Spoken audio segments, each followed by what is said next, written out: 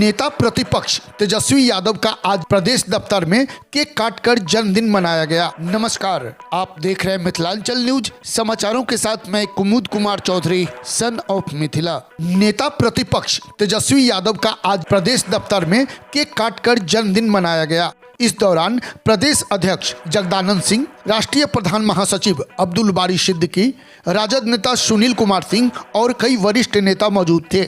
जगदानंद सिंह और अब्दुल बारी सिद्दीकी ने तेजस्वी यादव की लंबी उम्र की कामना की है।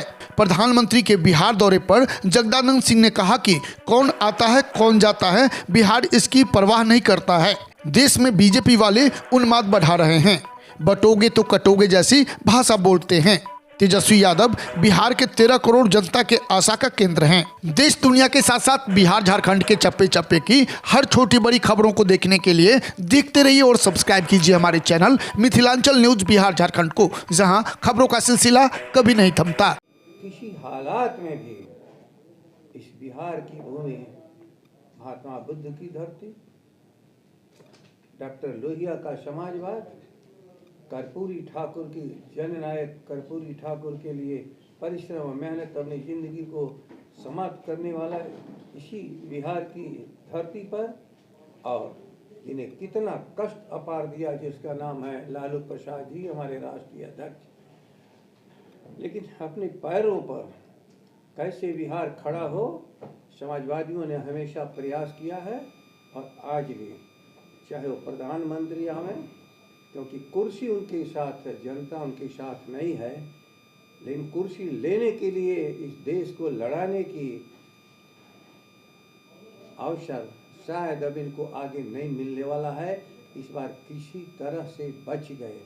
वो कुर्सी भारत की जनता की कुर्सी है, प्रधानमंत्री की कुर्सी नेतृत्व करने के लिए है, संघर्ष को रोकने के लिए है, गलतफहमी दूर करने के लिए है, जहाँ जहाँ समस्या है उसको दूर करने के लिए है। लेकिन ये तो समस्या को पैदा करने वाले लोग हैं। कभी दुनिया में शायद किसी देश का प्रधानमंत्री अपने देश में लड़ाने की बात किसी कभी किया हो, इसका एक उदाहरण केवल भारत में आज दंगाइयों उन्मादियों के द्वारा हो रहा है। भारत अक्षुण्ण है, भाईचारे के साथ, गंगा जमुनी संस्कृति के साथ ये भारत आगे बढ़ेगा। चाहे वो भारत का प्रधानमंत्री हो, चाहे एक बिहार के श्रीमयी मुख्यमंत्री हो, किसी से कोई भी आगे भविष्य में खतरा इस देश को नहीं पैदा हो सकता है। इसीलिए आज सभी हम लोगों ने मिलकर उस नायक को लंबी उम्र दे। हम लोगों ने सबके सामने अपने समाजवाद की वर्तमान नायक को प्रस्तुत किया।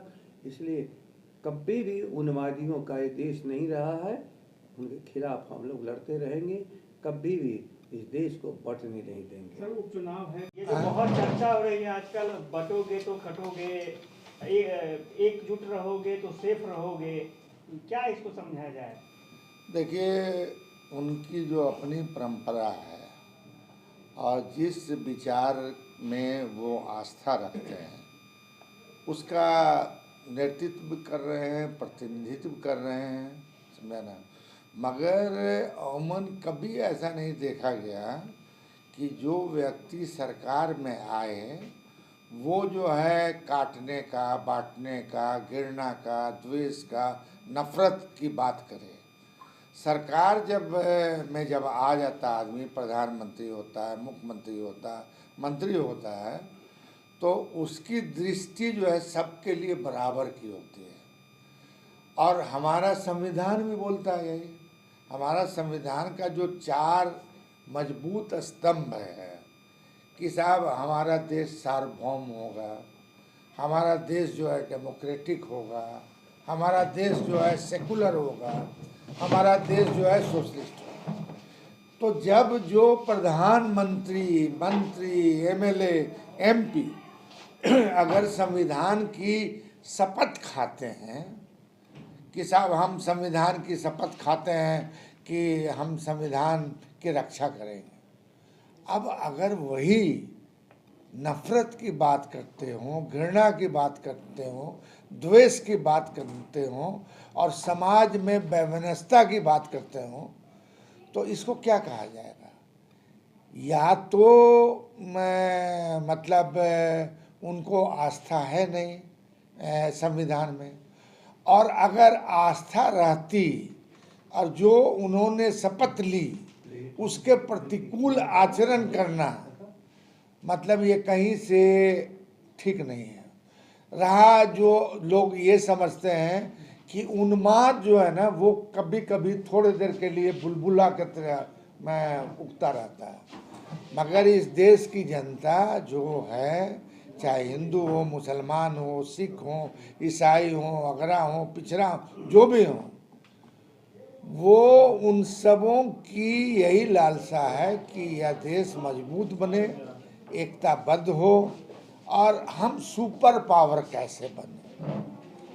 मगर जिन लोगों का इतिहास ही नहीं है आज़ादी के लड़ाई में त्याग करने का, बलिदान देने का, शहीद होने का, आज वो फर्जी प्रमाण पत्र बांट रहे हैं, तो उनके फर्जी प्रमाण पत्र पे हम अपनी क्या प्रतिक्रिया दें? अच्छा, 13 तारीख को प्रधानमंत्री